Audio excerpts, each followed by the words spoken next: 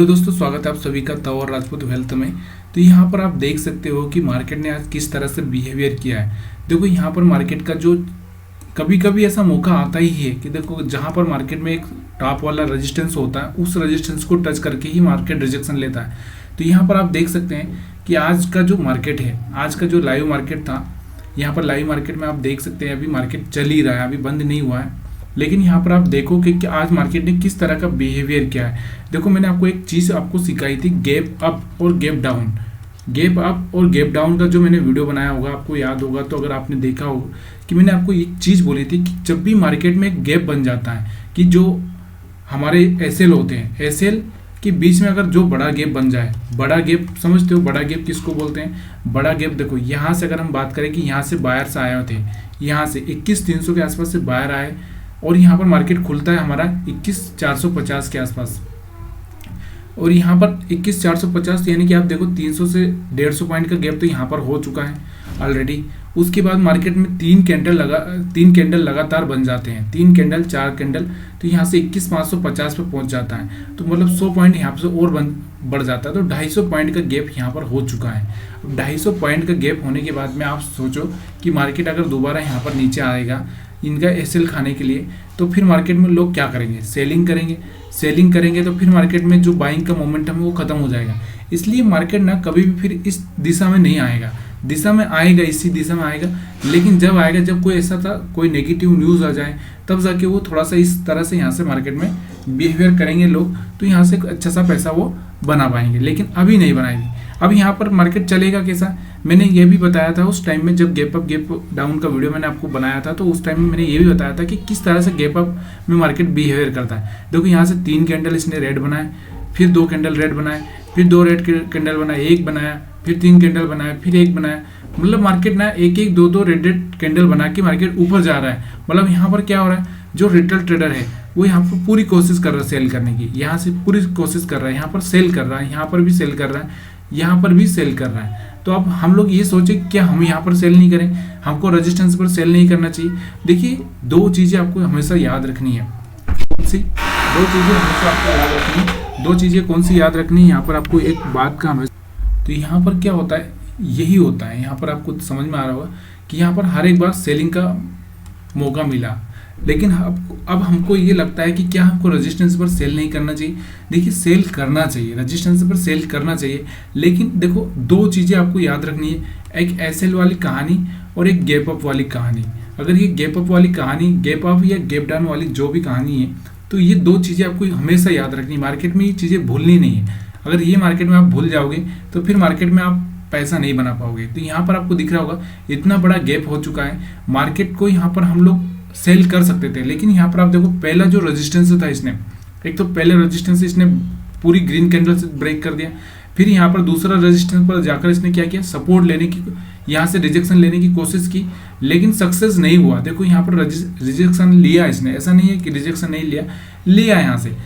अब यहाँ पर आपको दिख रहा होगा कि यहाँ से 1 मिनट आप यहाँ पर देखिए थोड़ा सा, यहाँ पर मैंने जो रेजिस्टेंस बनाया था वो क्यों बनाया था, यहाँ पर आप देख सकते हैं ये जो रेजिस्टेंस, पिछला वाला जो सपोर्ट था, पिछला वाला यहाँ पर जो सपोर्ट था या पिछला वाला जो रेजिस्टेंस था, उसी लाइन से मैंने यहाँ पर क्या किया था, रेजिस्टेंस बनाया था। तो यहाँ से इस रेजिस्टेंस से इसने क्या किया, रेस्पेक्ट तो किया इसने, लेकिन यहाँ पर सक्सेस नहीं हुआ। सक्सेस क्यों नहीं हुआ? यहाँ से देखो एक बड़ा सा कैंडल बनाया और अच्छे से इसने ब्रेक कर दिया। अब इसके बाद में ब्रेक करने के बाद में अपने पास में यहाँ पर बाइंग के सिवा कोई ऑप्शन बचता ही नहीं है। तो यहाँ पर हम बाइंग करें क्या?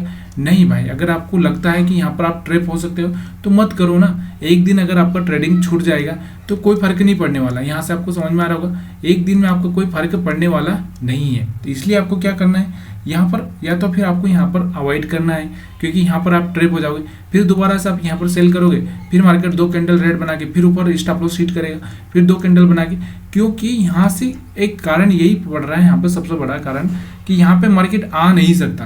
अब मार्केट को आ नहीं सकता, मार्केट साइडवेज हो नहीं सकता, तो फिर मार्केट क्या करेगा, धीरे धीरे ऊपर इस तरह से मार्केट चलता जाएगा। और ऐसा एक बार नहीं होता, बहुत बार ऐसी सिचुएशंस आती है। अगर आप पीछे भी देखोगे कहीं ना कहीं ऐसा बड़ा गैप डाउन के बाद में अगर आप देखोगे तो यहाँ से आप देखना कभी कभी ऐसा बड़ा गैप डाउन होता है तो मार्केट स्लोली धीरे धीरे जाता ही जाता है।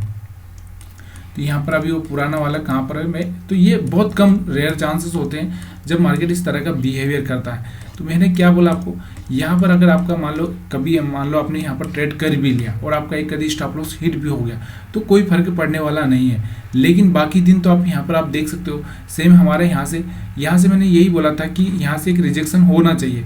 यहाँ से अगर ये रिजेक्शन हो जाता तो हम यहाँ तक का पैसा बना सकते थे, लेकिन रिजेक्शन नहीं हुआ, मार्केट ने गैप अप ओपनिंग दिया, तो हम ट्रेड कैसे करें। ट्रेड करने के लिए आपको याद है कि यहाँ से गैप डाउन के हिसाब से, गैप अप के हिसाब से यहाँ पर आपको जो स्ट्रेटजी है उसका थोड़ा सा ध्यान रखना ही जरूरी है।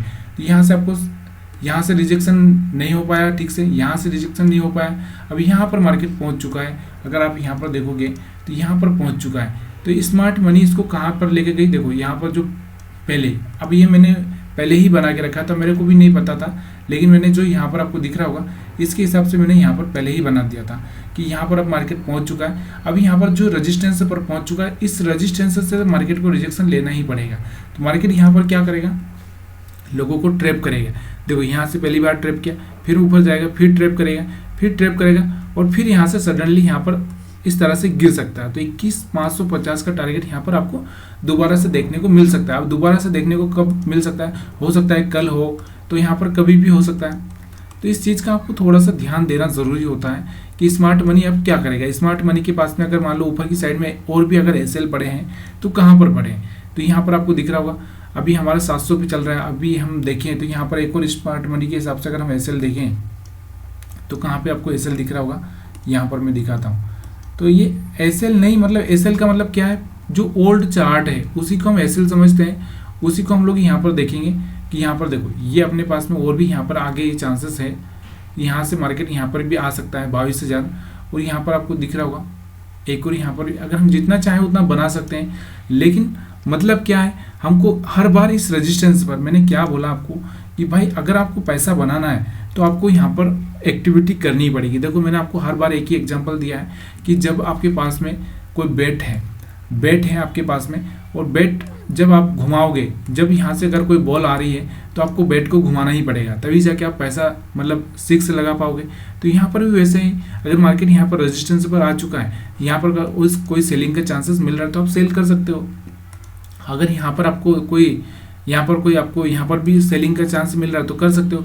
यहाँ पर भी आपको सेलिंग का, तो क्या होगा, हो सकता है कि आपका यहाँ पर 1 बार 2 बार 3 बार और 4 बार ऐसे लिस्ट हो जाए, लेकिन आपका यहाँ से सीधे जब भी मिलेगा ना टारगेट, तो यहाँ से कम आपको कंटिन्यू 6 बार 7 बार आपको प्रॉफिट भी होगा। ऐसा नहीं होगा कि 6-7 बार आपको प्रॉफिट भी होगा। कैसे होगा, अभी यहाँ पर आप देख सकते हो, यहाँ पर ये रेजिस्टेंस था, यहाँ पर अगर आपने सेल किया होता तो यहाँ से एक अच्छा सा मिला, यहाँ पे फिर ये रेजिस्टेंस था, यहाँ पर एक अच्छा सा मौका मिला था आपको, यहाँ पर भी एक अच्छा सा मौका मिला था, यहाँ पर भी दोबारा अच्छा सा मौका मिला, यहाँ पर भी मिला, यहाँ पर भी मिला।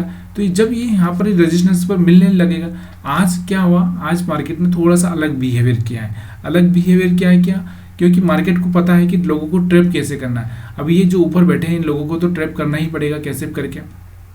तो यहाँ से देखो मार्केट ट्रैप कर रहा है, अभी भी आप देख सकते हो तो किस तरह से यहाँ से ट्रैप कर रहा है। यहाँ से देखिए आप, ये देखो यहाँ से मार्केट में लोगों को सेल करवाया, फिर मार्केट ऊपर जाने की कोशिश कर रहा है, फिर लोगों को सेल करवाएगा, फिर मार्केट जब सब लोग परेशान हो जाएंगे तभी जाके मार्केट गिरेगा।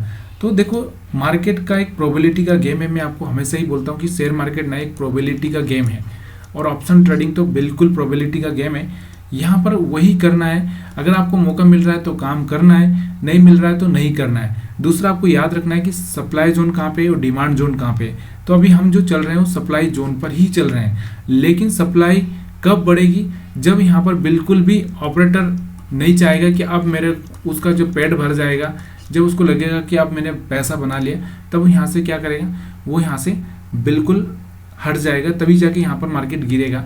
तो यहाँ पर अभी क्या कर रहा है, उसको खाना मिल रहा है। अभी यहाँ पर जो रिटेल ट्रेडर है ना, वो सेलिंग करने में थके नहीं है, अभी भी उसको एसएल दे रहे हैं। जब तक उसको एसएल मिलते रहेंगे तब तक मार्केट ऊपर जाता रहेगा।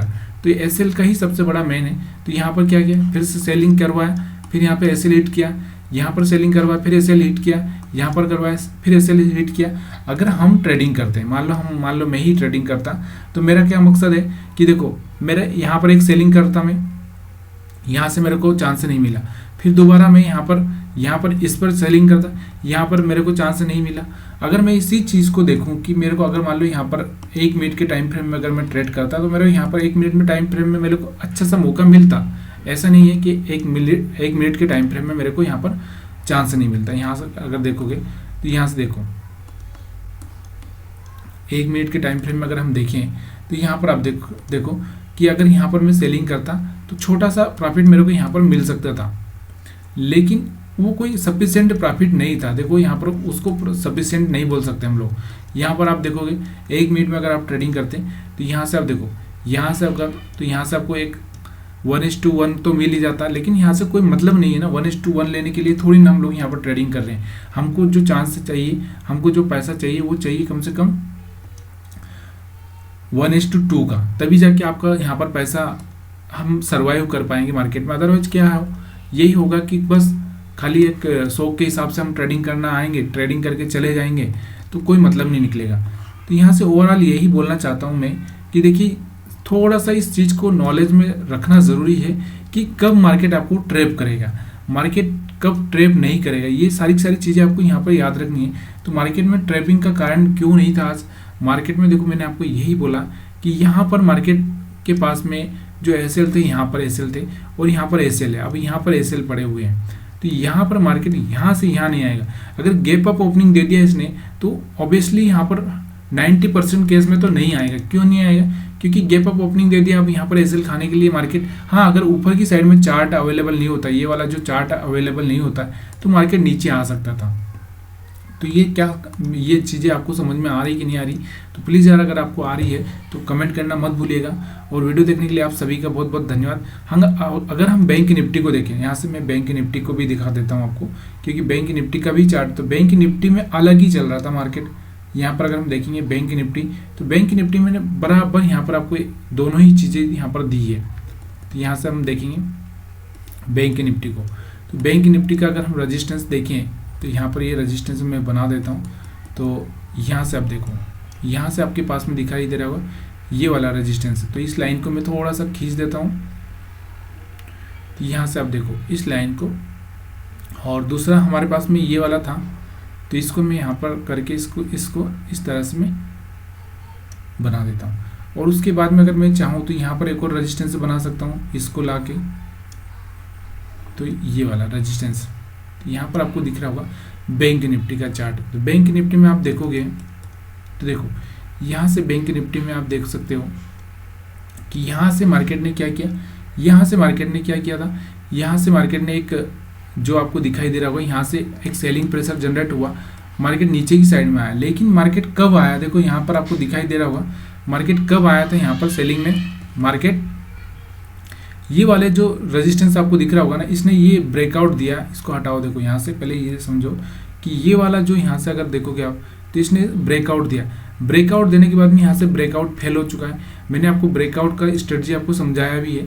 ब्रेकआउट फेल हो चुका है, तो यहाँ से ब्रेकआउट फेल हुआ है तो आपको कैसे पता चलेगा, आप देखोगे यहाँ से ब्रेकआउट फेल हुआ है, ना कि यहाँ से। ये वाला ब्रेकआउट भी आप समझ लोगे, बहुत सारे लोग ये वाला ब्रेकआउट समझ लेंगे, तो ये वाला ब्रेकआउट नहीं है, ब्रेकआउट ये वाला है, क्योंकि यहाँ से एक हाई स्विंग हाई का ब्रेक किया है, उसके बाद में यहाँ पर सेलिंग प्रेशर दिख रहा है, तो तब जाके आप सेलिंग कर सकते हो, तभी जाके आप यहाँ पर पैसा बना सकते हो। तो यहाँ पर आप देखोगे अगर आपने यहाँ पर कहीं पर सेलिंग किया यहाँ पर, तो यहाँ से एक अच्छा सा टारगेट आपको यहाँ से 1:2 मिल चुका है। तो ये सारी चीज़ें होती है। और धीरे धीरे देखो, ये एक सबसे बड़ा प्रॉब्लम कहाँ पे होता है कि अगर एक ऑप्शन बायर क्या सोचता है कि अगर वो 10,000 लगाया है तो उसको सीधे यहाँ पर 2,000 से 5,000 प्रॉफिट चाहिए। कितना, 2,000 से 5,000, मतलब सीधे 20% से 50% तक प्रॉफिट कमाने की कोशिश करता है। तो ये नहीं हो सकता। अगर आप सपने देख रहे हो कि एक दिन में आप करोड़पति बन जाओगे, तो ये बहुत बड़ी बात है। देखिए करोड़पति बनना है तो ये सारा अगर इसमें भी अगर जो प्रोसेस चलती है तो बहुत रिस्क को मैनेज करते हुए ही आगे बढ़ना पड़ेगा। रिस्क मैनेज नहीं करोगे जिससे आपका जो रिस्क है, मान लो मेरे पास में 1 लाख का अमाउंट है, अगर मैं यहाँ पर अगर 20,000 का रिस्क ले लूँगा एक दिन में, तो मैं 20,000 का जो लॉस होगा ना, उस लॉस को कवर नहीं कर पाऊंगा। कम से कम आने वाले 2 महीने तक कवर नहीं कर पाऊंगा, क्योंकि 20,000 से मेरा 80,000 अमाउंट होगा। और एक बार और अगर मान लो मेरा 20,000 का लॉस हो गया तो 60,000 हो जाएगा। 60,000 मतलब समझ रहे हो 40% कैपिटल आपका साफ हो चुका है। अब इस 40% कैपिटल को आप इंक्रीज करने के लिए आपको कम से कम 6 महीने लग सकते हैं, 6 महीने। तो इसलिए ना आपको रिस्क उतना लेना है कि मान लो आपके पास में 1 लाख का कैपिटल है, तो इस कैपिटल पे आपको मात्र 1% से 2% का रिस्क लेना है, तभी जाके आप शेयर मार्केट में सक्सेस हो सकते हो।